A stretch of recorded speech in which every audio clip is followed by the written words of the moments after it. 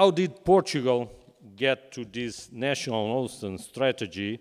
How did Portugal got to this moment where we do have a ministry for the sea in Portugal? About 1996, 1997 in Portugal, there was a decision that Portugal must return to the ocean. Because Portugal is very well known because of the discoveries, but those were more than 500 years ago. And so we decided that it was the moment that we don't want to rely only on the discoveries, Portuguese discoveries 5 centuries ago. So something had to be done.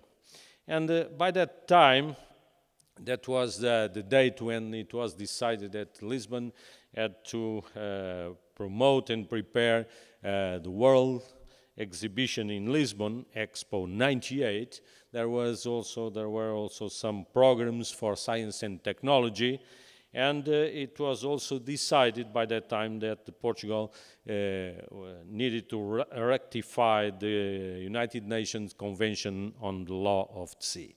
And from this very important decision, a lot of initiatives came about.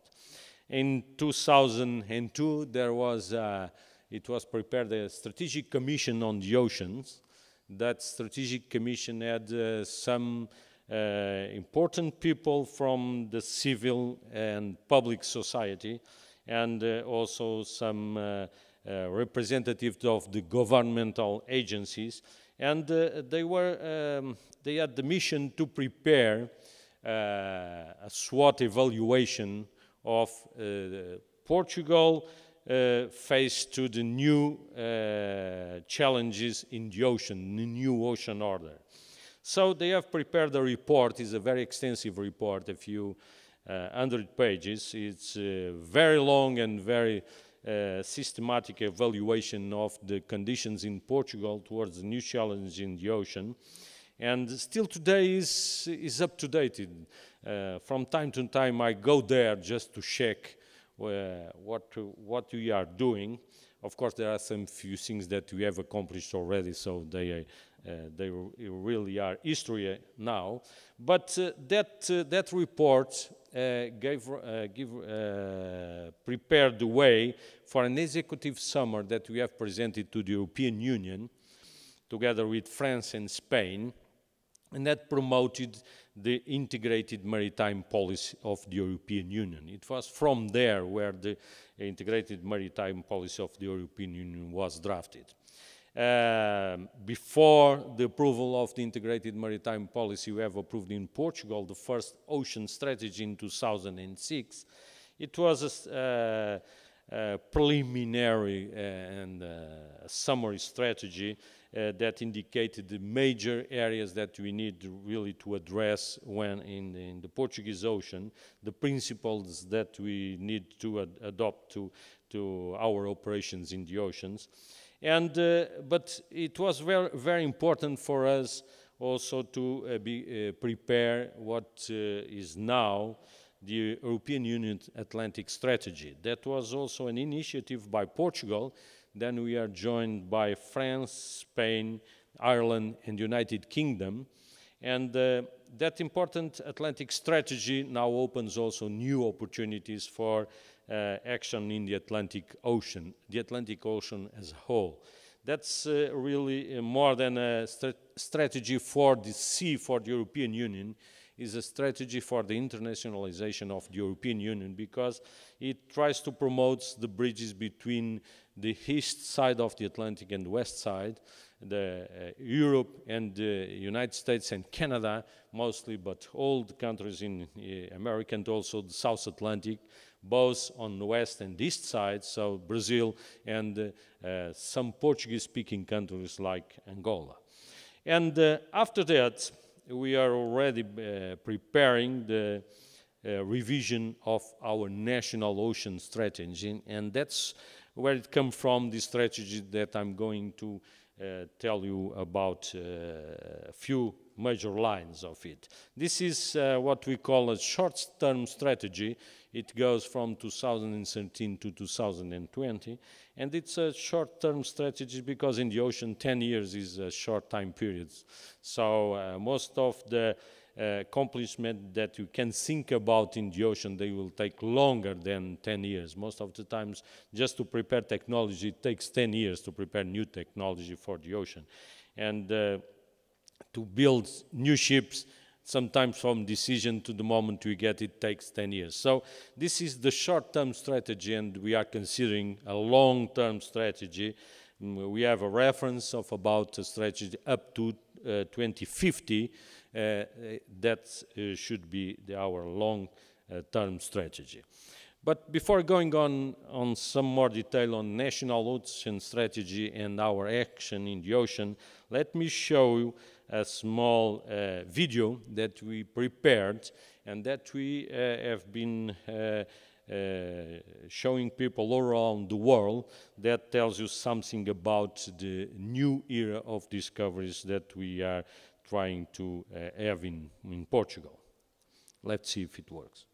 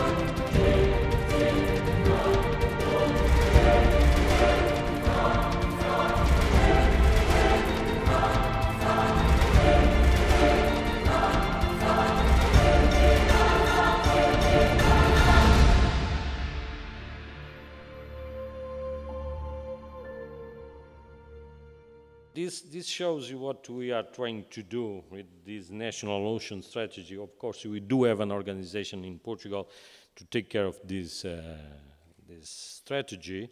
Under the Prime Minister, there is an interministerial commission where all those ministers that have something to do with the ocean affairs, they sit, and where we not only approve the strategy, we change the strategy, we define the most important policies, and where those subjects that need the agreement of more than one area, they are taken care. it's very important this way, because it's not possible to have just one ministry for the sea that takes care of everything. Just as an example, it's not going to be ever possible in one country to have, for instance, the Navy within the Ministry of the Sea and not in defense. Also, education and research, they should be in the Ministry of Science and Education and not in the sea. Of course, the sea can have their own programs and can promote those initiatives, but there is always some subjects that are going to be in different ministries. That's why we have that interministerial commission that tries to put together all the ideas, and then we have the Ministry of the Sea itself. Under the Ministry of the Sea, what we have a Directorate General for Maritime Policy that coordinates the group of high-level focal points from all the ministries that are under that commission that I told you about of the Prime Minister. And that's the group of those high-level focal points that brings the ideas together and discuss them and prepare the action. On the ministry, besides that Directorate General, we do have another Directorate General that takes care of the marine natural resources, takes care of the safety and maritime services. So the only thing that we don't deal in there are those subjects of internal and external defense, and also some subjects on the economical activity itself. All the other are within the sea itself. And of course we do have an institute for the research, that's the Institute for the Research of the Atmosphere and the Ocean, that is here today with us. And we do have a company, a public state-owned company that takes care of the fisheries, ports and harbors, and also the recreational marinas within those harbors. It also takes care of the first sale of the fish, because in Portugal all the fish that we sell must go through that company, so that we have a clear control of what is being sold in Portugal. Not for statistical objectives, control the amount that we are fishing and control of overfishing, but also for the quality control that we want to have on our fish, the fish that we sell. And so this is the organization that we have in Portugal right now, and we are trying to make our way on this era of discoveries, and I would like to talk to you about that. So there you have Portugal in the world, and that's the area inside the blue circle or ellipsis, is the area of the extended continental shelf, exclusive economic zone, and also territorial sea.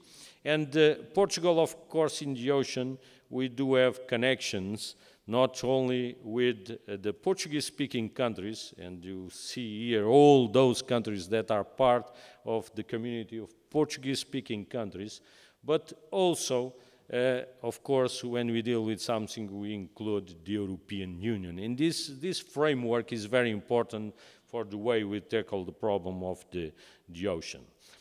When considering the area, and I think there are some maps that we have seen about this map that Portugal is sea, Portugal é mar.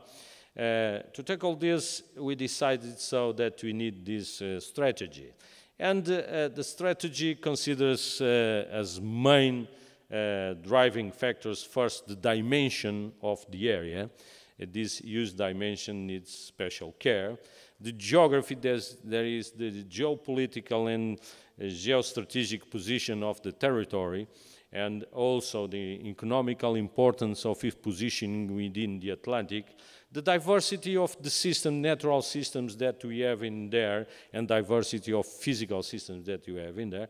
And of course, we didn't forget about the national maritime identity, that one that comes from the discoveries, but that we want to upgrade it to a new maritime identity. We want this identity to be a modern one, so that really it can make the difference when we take care of the oceans initiatives. And what's the main objective of our strategy? This is the main objective, is really create value from the ocean. And we want to do it in a way that it's not only for today, but is also for the future. And to do that, we need to do it in the right way. That is, we need to do it driven by knowledge. We need to create a better value. That is, we need a lot of innovation and increase the efficiency of our actions. And of course, we need it to do in a sustainable way, so that it constitutes a legacy for future generations. And to accomplish this, we decided first that we need to have really effort on scientific expeditions. Of course, it took care of the administrative aspects of the strategy within the house, so we have a major reform of the organization's direct and indirect administration institutions that we have in Portugal, and we decided that scientific expeditions are needed. So we have done quite a few expeditions, and we have covered all this area in the North Atlantic. So what you see in here is not only hydrography, that is geomorphological data, we also have some geophysical data, quite considerable amount of geophysical data. We have biological samples, we have geological samples. We have covered more than 2 million square kilometers right now of all this area. And this is high quality, for instance, multi-beam data. It's high quality gravity data. It's high quality magnetic data. And all this, of course, is supplemented by the samples that we are collecting. We have right now more than 150 deep sea dives, but as you see in here, it's only a few dots in all that area. It's not dives, we don't dive only on a certain place. We dive and we make a survey of that area, and we collect a lot of samples. We have few tons, actually, quite a considerable number of tons of geological samples. We have a few thousands of biological samples that we are exploring it from those areas, but there's still some work to be done. And the last work that we have done it here with the University of Haifa, also in cooperation. We have had this student on board of our ship last summer. She's in there, yes. And she was able to participate on a few dives. The weather was not very good, and I know now that they didn't allow her to pilot off our ROV, so I already invited her to go back next year if possible, so that she can pilot our ROV. She must pilot, so. And of course, this is just the beginning of our cooperation. I know also that she was able to bring one sample. The first sample is the most important one, is the first sample, but I'm sure that we'll find what different types of data and information that you need, and next year things are going to be different. So this is just the example. Of course, all this data and information that we have collected gave us a different idea, and I think it is going to give us for the years to come. We have heard on the meeting that we had previous to this moment a few ideas on projects that we should tackle, a few joint initiatives that we need to promote in the near future. One of the areas that we have collected a lot of information is, of course, on mineral resources, different mineral resources. we are being surprised for new resources that we find them where we are not supposed to find them. And of course it shows that besides the hydrothermal vent fields, the importance of the hydrothermal vent fields, the importance of the crusts, phosphorites and methane hydrates, there are also some funny structures that we don't know yet what they are. This is the example of one of them. It's south of the Azores. We are still collecting data. We hope next year we'll have a new cruise in there so that we can collect more data to really get to know what this is. This is something really strange. The first hypothesis was that this was a meteorite crater, but it's too big for that. We presented this paper on the American Geophysical Union a few years ago, 2009, I think, and we made a contest in there, and we asked the scientists in there to bet what this was, if it was an impact crater or something else. And because the scientists were giving their opinion on a closed box, with no identification of who was giving the opinion, most of them, actually more than 90%, came and gave us the opinion that is a gas deposit. If it's that, it's going to change something the way that we think geology right now in the oceans. Let's find out. I think that in the near future we'll get some new ideas together, probably together with you. I hope that we can do it together. But of course there are also the living part of these resources, and that's something that we consider very important. Not only traditional ones, but new ones that we are discovering. Sometimes we get some new species, some new species, unknown species. I can tell you that we have been diving in the southernmost part of the area of the extended continental shelf. We have collected images from deep sea fish that still today we don't know what they are. They are probably new species for science. We still need to do a lot of work on those. And of course there are some other species that they look quite nice. For instance, that one on top, the pink one, it looked really wonderful when we saw it on camera. When we brought it to the surface, it was something really disgusting. But anyway, we do have this very nice picture.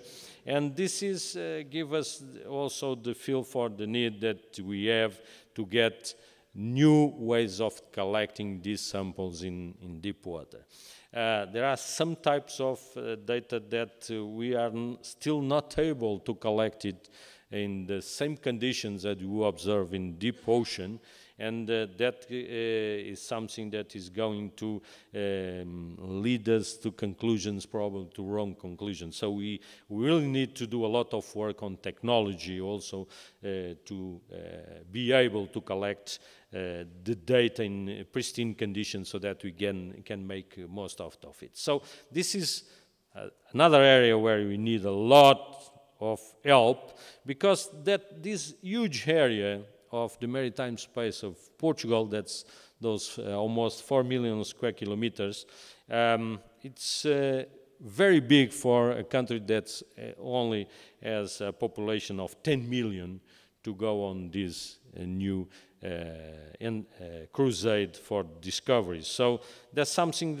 really that we want to have partnerships with like-minded countries, just like Israel, so that we can together try to explore and in the future to exploit these under those principles that I've told you. Of course, not only the new activities we are considering, we are not forgetting traditional fisheries, ports and harbors and transport. Tourism is, of course, a most important part of our national ocean strategy, renewable energies, aquaculture.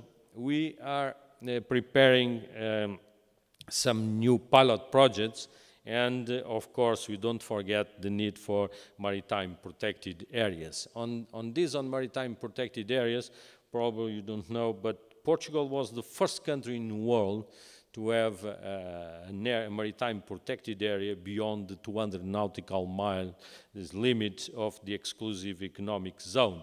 That's the area of the hydrothermal vent field of Rainbow that you decided in 2006 to make a proposal for it to be approved under the international convention, and it got approved. And after that, we have made a proposal for some more marine protected areas, and right now we are considering an area that it's actually is not only one area, there are several different areas, but the total area covered by those marine protected areas, it goes up to 500, so 500,000 square kilometers of maritime space from Portugal. So these are the most important initiatives that we are doing. Gives you a flavor of what is our will in the ocean. And of course, so that we can make this possible, we have a multi-annual, not only national, but also international, mostly from the European Union funding program. Because the international funding programs are very competitive, that's why we need also all the partnerships that are there that want to go with us on these initiatives. So I'm sure that in the near future you will dare and come to us on this new era of discoveries. And I will thank you for your attention, and I hope to see you in Portugal in the near future. Thank you very much.